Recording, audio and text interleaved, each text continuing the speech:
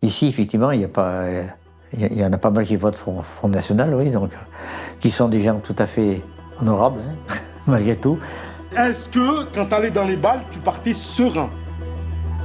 Bah non, pas... oui, non. Dans la presse, on dit tellement c'est des gens de tel lieu, tel là, donc obligatoirement le lieu, ça devient un secteur, tout ce qu'il y a de plus noirci, quoi. Le risque de voir la France basculer, c'est l'expression qu'a employé le porte-parole du gouvernement Olivier Véran à Crépol après la mort de Thomas. C'est pas des Vikings qui sont arrivés pour faire une razzia. C'est pas ça. Pour les habitants de Crépol, oui, c'est le fruit et c'est le travail de la racaille de la monnaie, quand même. C'est ça pour eux. Oui. La racaille de la monnaie, je trouvais. Moi, j'en connaissais de la monnaie. Je dis, tu t'arrêtes de traiter des gens de racailles comme ça, je pouvais pas supporter ça, quoi. J'ai dit, moi, je vais bien les rencontrer, ces racailles, quoi. Dans la nuit du 18 au 19 novembre 2023, Thomas Perotto est mort tué par un coup de couteau à la sortie d'un bal à Crépol. Il avait 16 ans. C'était au moment d'une bagarre qui avait éclaté entre des membres du club de rugby de la ville et les jeunes venus ce soir-là du quartier de la Monnaie, un quartier de Romans-sur-Isère, une ville située à 3 km de là. Fin bagarre, tout le monde n'est pas d'accord justement. Thomas est devenu un peu malgré lui le symbole, l'exemple parfait du danger imminent du grand remplacement. Il y a même des mecs qui ont publié les noms des gens pour qu'on soit bien sûr d'avoir tous compris.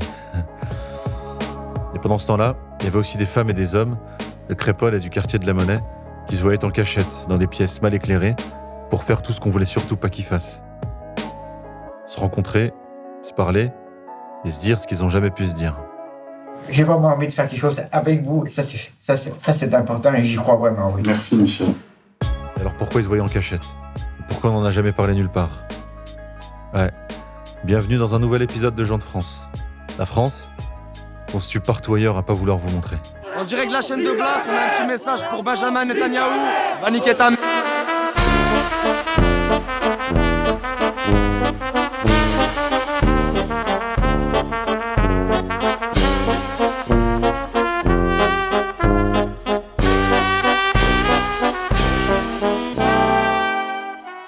Faut que je vous raconte aussi.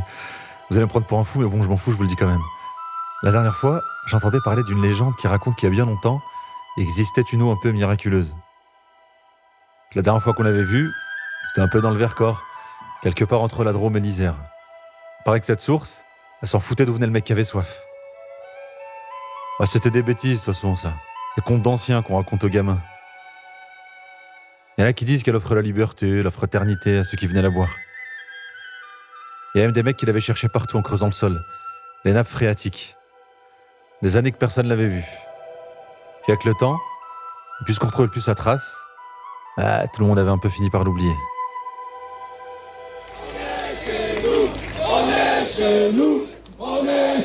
Et un an après la mort de Thomas, un collectif d'extrême droite est venu à Romans-sur-Isère manifester au nez des habitants de la cité de la Monnaie. Le quartier d'où venait une partie des jeunes qui se sont battus ce soir-là. Maracay en prison, les clandestins dans l'avion.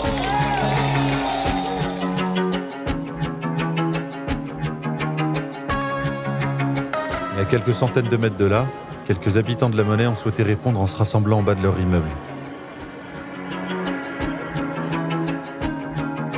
Si tu vois ce qu'il y a en ville, c'est incroyable, quoi. Il y a des groupes de partout, et comme on l'a vécu il y a un an, nous, tu te rappelles, hein? Nous, on l'a vécu il y a un an, hein, une horde devant le quartier a crié « Islam hors de France », a crié « La France nous appartient ». Forcément, moi en tout cas, je prends pas la responsabilité de dire à des gens de venir. Ce qui est flippant, hein, parce que c'est des gens qui sont cachés chez eux, fermer les volets, fermer les portes, parce qu'ils ont peur de ce qui va arriver, quoi. Pendant un an, on a été le paillasson de la France, hein, de dire la délinquance, elle se transmet dans les gènes, de génération en génération, que les gens sont pas assez câblés pour comprendre les choses. Pas assez câblés pour comprendre. C'est Marie-Hélène Toraval qui le dit, la maire de Romans-sur-Isère. Élue depuis 2014, elle gère sa ville comme un bon petit village d'Algérie dans les années 50. Si vous essayez de câbler quelqu'un qui n'a pas déjà les gaines de passage, ça fonctionnera jamais. Qui sont issus de parents qui étaient déjà délinquants. Donc, quelque part, c'est une culture qui se transmet. Un niveau de délinquance aussi, dont on retrouve les racines dans la radicalisation, ça c'est un fait, que l'on retrouve aussi dans le trafic de drogue. Marie-Hélène Toraval, petite coupe carrée, enfin coupe triangle presque. Espèce de caricature de la méchante dans les dessins animés. Tiens par exemple, vous voyez Cruella? Si, c'est la méchante qui veut se faire des manteaux de fourrure avec les poils des petits chiens. Ouais, c'est presque pareil. Sauf que c'est avec la peau des Arabes. Il y a des époques comme ça où la haine, ça peut rendre très riche. Après la mort tragique de Thomas, elle est partie raconter partout que c'était la faute des parents. Tiens, dernièrement, on en a fait une belle. Généralement, on retrouve les mêmes typologies d'auteurs derrière ces faits. C'est-à-dire ? Eh bien, bien souvent des personnes qui ont une relation, enfin qui ne sont pas, je vais dire entre guillemets, français de souche, mais qui vont avoir des origines qui sont plus liées avec Non, elle va pas dire ça. une certaine forme de, tout simplement, un lien avec l'islam. Et voilà, elle l'a dit. Non, parce qu'elle m'a eu avec son hésitation. Tu sens qu'à un moment donné, elle s'est dit « Bon allez, tant pis, je le dis, de toute façon, l'ARCOM, ils bougeront pas. » Et elle a eu raison. Ils ont pas bougé. Nous, anti-blanc, machin, on connaît pas, nous, ça. Tu vois, bah, jamais de notre vie, t'entendrais un discours comme ça, tu vois. Antifasciste. Et de l'autre côté, pendant que les premiers célébraient les images, les dates et les drapeaux, il y avait les autres, ceux qui continuaient de faire vivre ce qui a toujours précédé les tableaux, c'est-à-dire les luttes. D'ailleurs, tiens, faudra un jour dire aux touristes d'arrêter d'aller au Louvre pour voir les traces de la Révolution. Que s'ils veulent voir un monument, ils devraient plutôt venir jeter un œil dans certaines manifs. Verront de leurs yeux les vieux, venus des quatre coins du pays comme des étincelles dispersées, former ensemble le feu sacré de la rébellion, de l'insoumission. Et peut-être que s'ils ferment bien les yeux, pourront sentir de leur peau le souffle chaud, toujours vivant, la Révolution française. Parce que la question, pas de ressembler aux gens qui vivaient sur la photo en 1789. Peut-être que c'est plutôt d'essayer d'être fidèle à ce qui a donné le tableau. La vie, la lutte, toujours devancée d'images. Et le fascisme, c'est le refuge du capitalisme quand il est au bout. Quand ils n'arrivent pas à bien exploiter les gens, il ne reste plus que le fascisme. On ne laisse pas la rue aux fachos, on ne laisse pas le quartier aux fachos, et on ne laisse pas les idées aux fachos. Pas de quartier pour les fachos. Pas de fachos dans nos quartiers. Et d'ailleurs, il y avait de tous les genres ce jour-là qui étaient venus soutenir le quartier de la Monnaie. C'était une espèce de Seigneur des Anneaux. Je sais pas si vous avez vu le film, la bataille à la fin là. Il y avait même Gandalf qui est venu, le chef des druides. Je sais pas pourquoi il y a toujours un druide qui propose des trucs bizarres chez les antifas.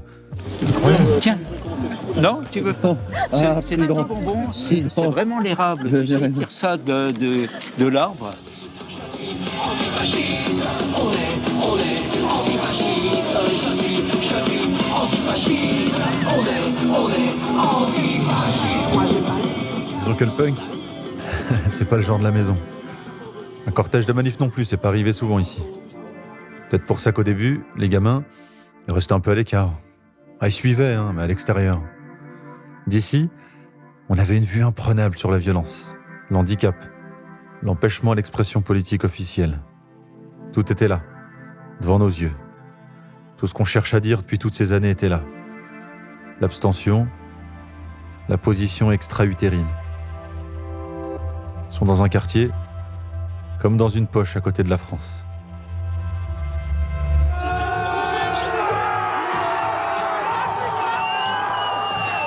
Ah, puis à la fin, il s'est passé un petit truc. Ouais, même les flics, ils étaient obligés de filmer. On va changer la musique, ça va les attirer là-bas. Moi, je sais pas, j'ai l'impression que quand vous mettez de la musique qu'ils aiment, ça les excite un peu aussi. Non, mais en fait, non. Mais au moins, ça les ramènera vers le véhicule. Ouais, allez. Je vous laisse faire, moi. Tout ce que je veux, c'est pour respecter votre parcours. J'essaye ce que je peux. Il a dit, entre les jeunes et les flics. Il traduit. Il a un poste important aujourd'hui. Il est sorti du quartier, comme on dit. C'est le mec qui a réussi à monter sur le bateau, mais qui, au lieu de passer son temps à la buvette du navire, essaie de trouver des bouées pour sauver les autres de la noyade. Celui qui se fait chier pour eux. Qui continue à que les petits s'en foutent de ces histoires de droit de vote et de politique. Venez tous. Cachez vos têtes, ceux qui ont des casiers. Aujourd'hui, c'est vraiment le cœur chaud que je remercie tous les gens qui sont venus de partout de la France. J'ai été étonné, j'ai entendu des villes, je me suis dit, wow, on pensait être seul face à ce combat-là. Et finalement, il y a plein de monde qui se sont rassemblés. Et ce qui est beau avec le soleil qui se lève, c'est que peut-être que dans quelques minutes, on verra le Vercors qui a toujours résisté. Le Vercors, une histoire particulière. Et pendant que Toraval et la télé continuaient de construire un mur de séparation entre les villages et les cités, entre les vrais Français et les autres, au même moment, et loin des caméras de chaînes d'infos en continu. Une bande d'irréductibles qui venait du quartier de la Monnaie, de la campagne et des cités, c'est un truc complètement dingue. Parler. Ce jour-là, c'est la 3e fois qu'ils se voyaient. Chaque fois, c'était un peu en cachette, parce que trouver des solutions d'apaisement, c'est un peu dangereux. Fallait pas que Cruella l'apprenne. Fallait surtout pas que les fachos l'apprennent. Enfants de nos quartiers, de nos villes et villages, en commun, les mêmes rêves et le même paysage. La même pluie, le même soleil caresse nos visages. Je sais pas, je l'avais dit. Marchons pour un meilleur avenir. Nous sommes crépoles, nous sommes unis, nous sommes romains. De contacter les gens de Crépole avec ce texte, c'est facile. Oui. Mais sans ça, c'était pratiquement impossible pour moi. Michel, habitant historique de Crépole.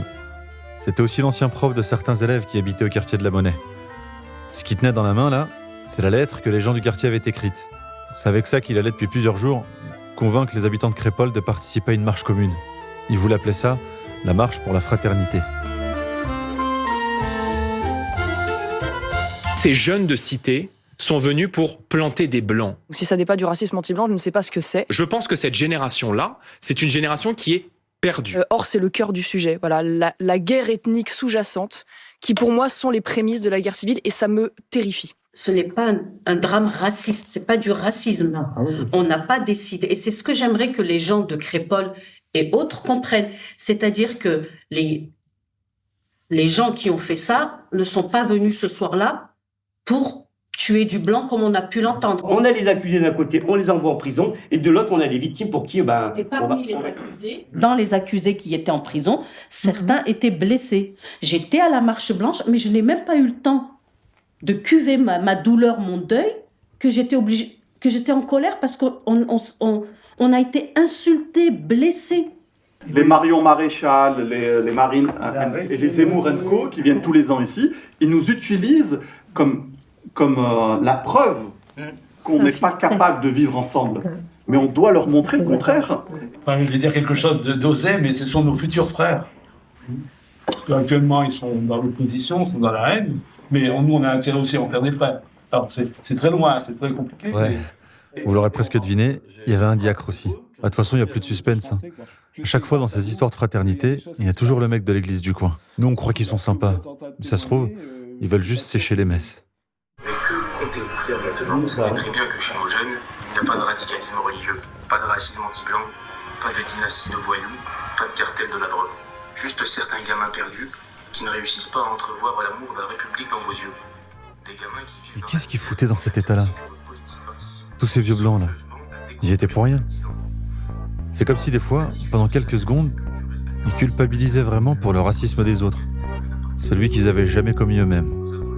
Qu'ils offraient leur blancheur pour recevoir la colère et la souffrance que les gens de la Monnaie n'avaient jamais pu dire ailleurs.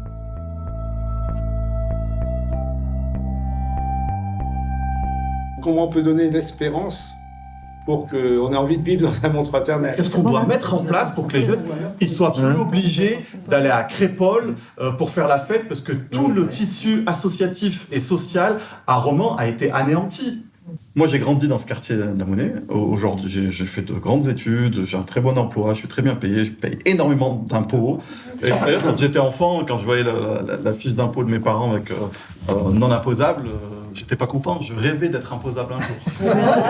Mon rêve a été exaucé, et beaucoup trop exaucé d'ailleurs. Je continue. Donc moi, mes parents, quand j'étais enfant à l'école à la Monnaie, ne parlaient très peu le français. Donc on a appris le français à l'école. On a eu le soutien scolaire. On a eu tout un tissu associatif pour nous accompagner. Je me souviens, on faisait même de la menuiserie en sortant de l'école. On pouvait faire de la boxe. On pouvait faire de la couture. Ensuite, à l'adolescence, il y a eu la musique, l'écriture de textes, le sport, le tennis. Tout ça, c'était au quartier. Et petit à petit, ça nous a ouvert plein de portes. Et je suis 100% convaincu que celui que je suis devenu aujourd'hui est en grande partie grâce à tout ce soutien qu'on a eu à cette époque-là. Et donc aujourd'hui, quand je vois un jeune qui n'a rien à faire à la Monnaie et qui va à un bal ou je sais pas quoi pour faire des bêtises, je Je me dis, mais s'il avait eu le même soutien que celui que j'ai eu, il aurait peut-être pas tourné comme ça. Ou l'inverse, si moi j'avais pas eu ça, j'aurais pu être lui. Allez dans les archives des écoles, vous verrez la photo de Salim, la photo de Hafed. Nous, on est là depuis bien plus longtemps que nos politiques aujourd'hui. C'est eux qui sont venus à Romans ou ici. Monsieur Monnier n'est pas d'ici, Madame Toraval n'est pas d'ici, moi je suis d'ici. Ça, dans le communiqué, tu pourrais le dire. Moi je suis d'ici. L'école, les petites écoles du QPV, Saint-Nicolas et compagnie, moi il y a mes photos là-bas. Au CP. C'est la photo de Monsieur Bérard avec sa classe. La photo de Michel. Je sais pas si ils ont tous bien réussi après ça, mais. Ah, les profs dans les quartiers.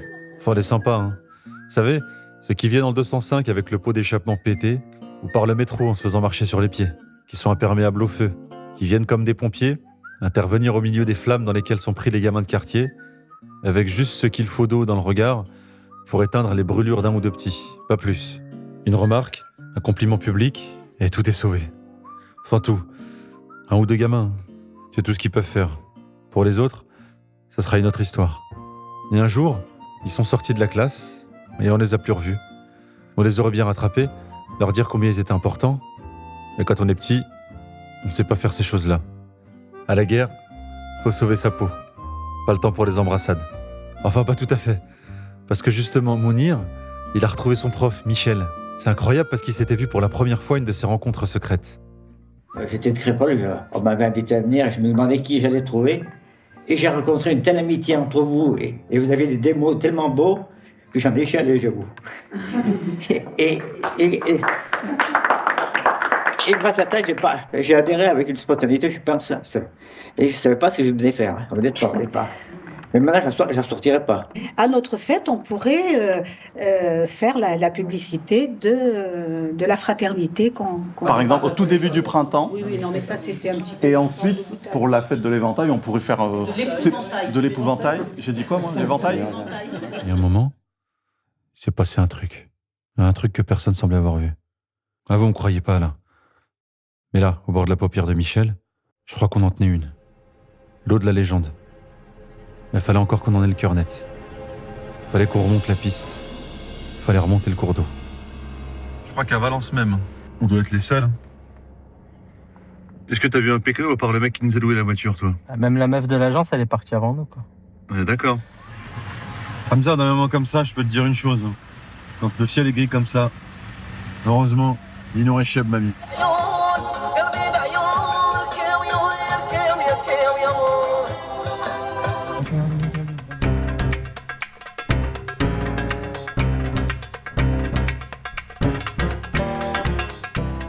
Mais quand t'habites, à mon avis, au 900 d'une adresse...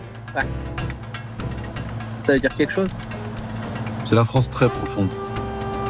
Michel, c'est la France très profonde. Ce serait pas l'intérieur de la France, même. C'est... Oh, putain. Je comprends qu'il habite au 900, en fait.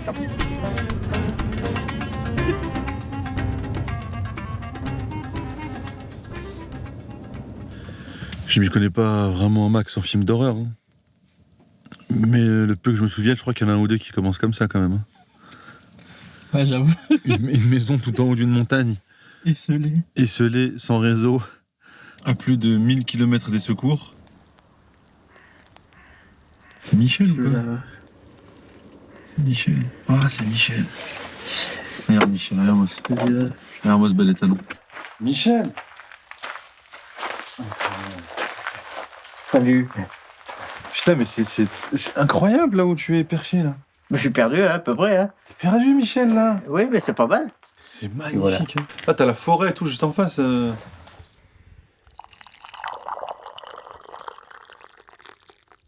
Quand j'entends des mots avec une véritable sincérité et dans lesquels il y a de l'amitié et tout ça, eh ben je chiale.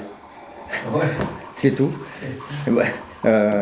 Un gamin qui te dit un mot gentil à ton père, au père ou au grand-père, tu vois, ben, c'est ma sensibilité, c'est ça, c'est tout. Ah tiens, d'ailleurs, à ce propos, la goutte. D'abord, il fallait savoir de quel bois il était fait, Michel. ou plutôt quel pressoir avait fait couler cette larme. Mon père bossait beaucoup, quoi. Il était scieur de bois, scieur de long, des arbres complets, donc il les scie en petits morceaux pour alimenter les feux, quoi. À l'époque, tout le monde se chauffait au bois à l'époque. Dès qu'on était libre, on était embauché, hein. C'était pour relancer le bois, tu vois. En tant que gamin, j'en ai pas souffert, tu vois. Et pourtant, on faisait pratiquement que bosser, moi j'en ai pas souffert du tout. Et j'aurais pas aimé être un fils de riche, tu vois, du tout. Et ensuite, c'est l'accident de surclassement. Il est devenu prof un peu par hasard. Venant de la campagne, avec une culture générale nulle, il faut le dire ce qu'il est. Je me voyais pas en tant que prof, c'était, je mettais ces gens-là sur un piédestal, ils disaient c'est pas fait pour toi, ça, c'est pas. J'avais des gens de romain en classe, hein, obligatoirement, dont de la monnaie, dont de Saint-Marcelin, ainsi de suite, quoi, bien sûr. Hein. J'ai pas eu à faire des voyous, j'ai eu à faire des gamins des fois qui sont un peu casse-pieds, quoi. Mais je comprends ceux de roman, par exemple, donc où la monnaie, ils peuvent pas aller au bal nulle part, ça n'existe pas chez eux. Et donc, qu'ils viennent ici, c'est pas tout à fait incohérent, quoi. Et puis à propos des balles cette fois, quand il était jeune, il était justement lui-même président d'une association qui en organisait. Dans les balles aussi, nous, ça se cognait, hein. Les gens, les copains de Crépol, ils tapaient pareil, hein. Moi, j'étais pas assez costaud, donc je faisais pas le malin, mais moi, j'en connaissais de la monnaie. Je disais, tu t'arrêtes de traiter des gens de racailles comme ça, je pouvais pas supporter ça, quoi. J'ai dit, moi, je vais bien les rencontrer, ces racailles, quoi. Et enfin, nous y voilà. C'est après et grâce à tout ce chemin qu'il s'est pas fait choper par la propagande. Pour les habitants de Crépol, oui, c'est le fruit et c'est le travail de la racaille de la monnaie, quand même. C'est ça pour eux. Ici, effectivement, il y en a pas mal qui votent Front National, oui, donc, qui sont des gens tout à fait honorables, hein, malgré tout, mais qui n'ont pas peut-être la culture suffisante pour analyser ce qu'il y a derrière. Mais c'est de connaître les gens et d'être capable de parler avec tous, c'est d'une beauté pas possible, ça. Et ça, j'aimerais qu'on en arrive là, pourquoi pas avec les gens de la monnaie, toi. Parce que à Crépol, il y a des gens qui sont extrêmes. On peut parler ensemble. Pourquoi je ne pourrais pas parler avec les gens de la monnaie, que j'aime bien, pour certains, j'ai beaucoup apprécié. Donc, pour moi, la vie devrait être ça. Michel, franchement, c'est une superbe rencontre. J'ai Moi deux aussi, questions à te poser. Oui. Est-ce que le puits derrière marche avec l'eau, là? Il marche. Non, tu répondras plus tard, attention. La deuxième, est-ce que tu y crois vraiment, cette histoire de marche? Oui. Voilà. Tu crois vraiment à cette marche? Oui. On va la faire. Bon, bah, merci beaucoup, Michel. Fais attention à toi, en tout cas. Peut-être qu'un jour, on aura l'occasion de casser une croûte ensemble ici. Bah, avec grand plaisir. Faut pas se gêner. Franchement, pas qu'une croûte. Hein. Et depuis la mort tragique de Thomas, et les attaques incessantes sur leur quartier, Mehdi et ses amis de Romans essaient de constituer une vraie résistance politique.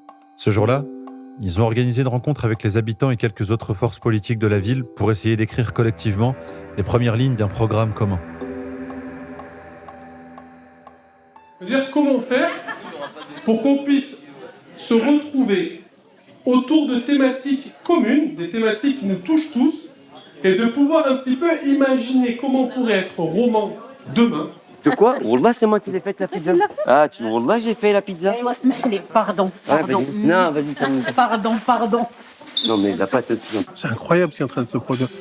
Ces méthodes-là, elles sont pas connues dans nos quartiers. C'est des trucs qu'on emploie tous les jours dans le cadre de notre travail ou autre. Parce qu'on a l'habitude de structurer la parole, de prendre l'avis des gens. Et là, on se rend compte qu'on est sur un public, on prend pas leur avis, on leur donne pas la parole. Si tu veux, sur le principe qu'ils n'arrivent pas à la structurer ou qu'ils n'ont pas le vocabulaire qu'ils font, on les écoute pas. Et je trouve ça génial. Peu importe ce que ça donnera à la fin. Venez, c'est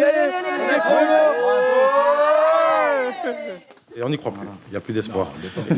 Non mais il filme pas, rassure-moi. Si, il filme. Remets ton bonnet. Ouais.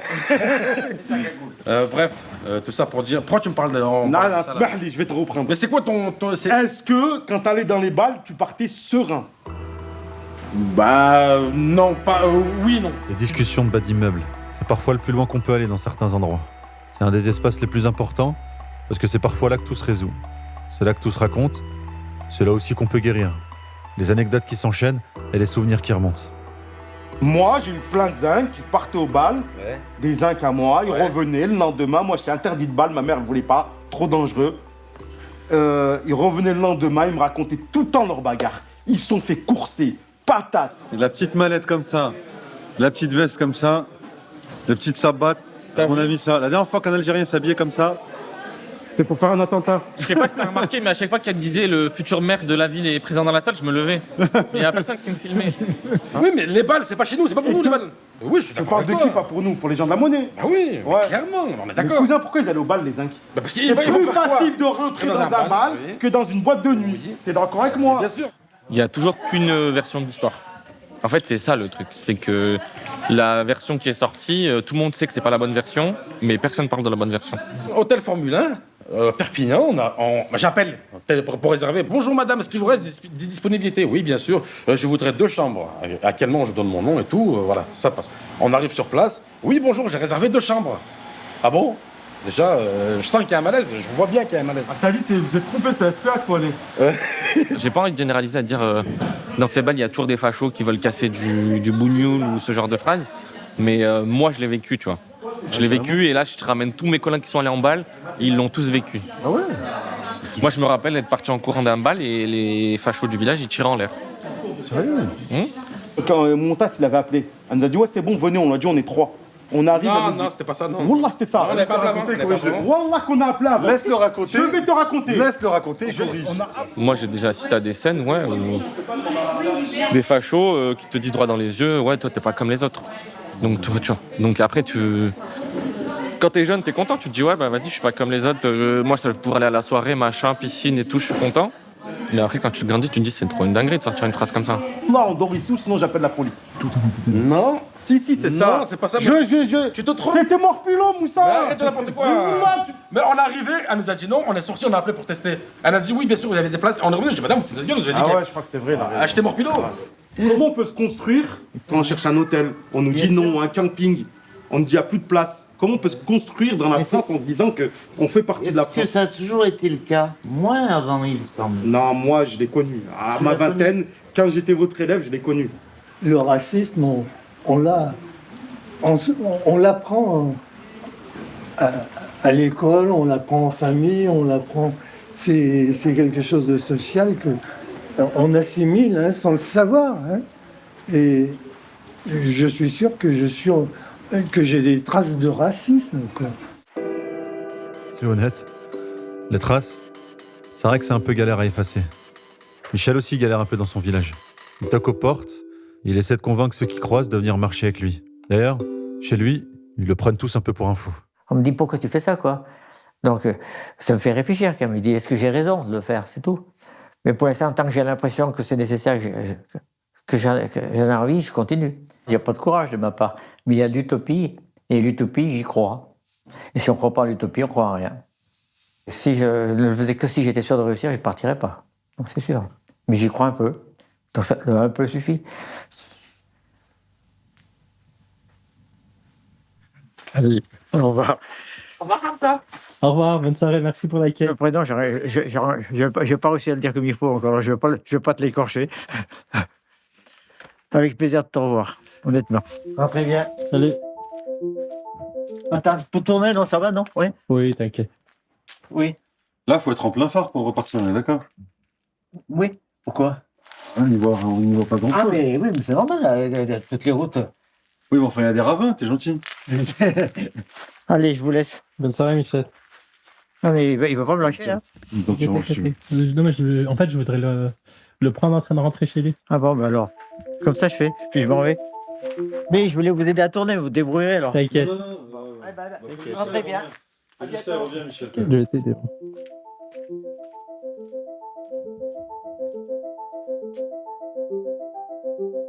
Comme ça?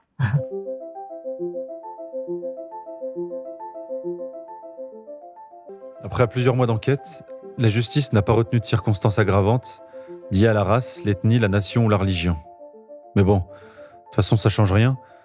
Comment tu parles à des gens qui ont des oreilles bouchées? Bouchées par la douleur, il y a des bêtises qu'ils entendent toute la journée à la télé. Des fois, je me dis, c'est pas grave. Ils peuvent faire ce qu'ils veulent. CNews, Bolloré et Toraval. Le bruit qu'ils veulent. La peur qu'ils veulent. Et la haine aussi. Parce qu'on sait maintenant que c'est pas une légende. Il y a quelque part ici, une eau un peu miraculeuse, qui s'en fout d'où vient le mec qui a soif. que la dernière fois qu'on l'a vue, c'était quelque part dans le Vercors. Et que cette eau, si on peut forcer personne à la boire, ils finiront tous là-haut comme chaque fois, par la prendre en pleine face.